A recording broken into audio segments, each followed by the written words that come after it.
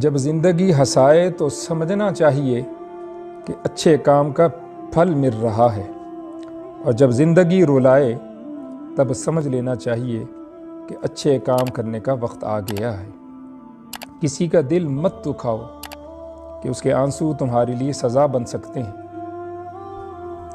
آنسو مسکراہٹ سے زیادہ اسپیشل ہوتے ہیں، کیونکہ مسکراہٹ تو سب کے لیے ہوتی ہے، لیکن آنسو صرف ان لوگوں کے لیے ہوتے ہیں جنہیں ہم کبھی بھی کھونا نہیں چاہتے۔ جب تمہارے دل میں کسی کی نفرت پیدا ہونے لگے تو اس کے اچھے کام یاد کرو، اس سے تمہارے دل میں اس شخص کی محبت پیدا ہوگی۔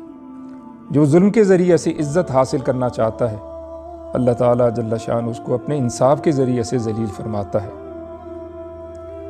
کسی کو دکھ دینا ایک قرض ہے جو آپ کو کسی اور کے ہاتھوں سے ملے گا۔ کسی کو کمزور اور حقیر نہ سمجھو، کیونکہ راستے میں چھوٹا سا پتھر بھی انسان کو منہ کے بل گرا دیتا ہے۔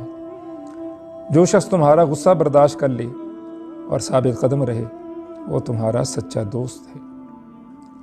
میں رب سے ڈرتا ہوں، اور رب کے بعد اس شخص سے ڈرتا ہوں جو رب سے نہیں ڈرتا۔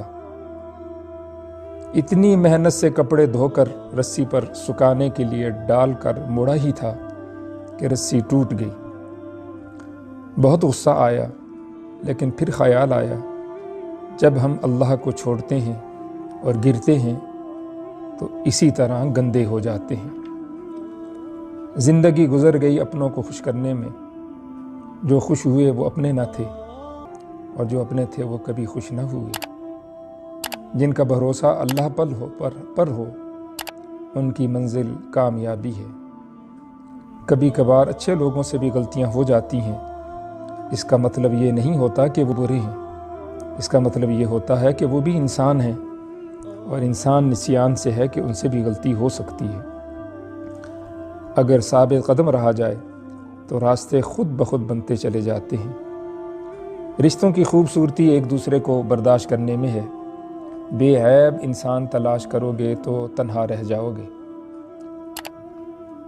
برائی کی مثال ایسے ہے جیسا کہ پہاڑ پر سے اترنا۔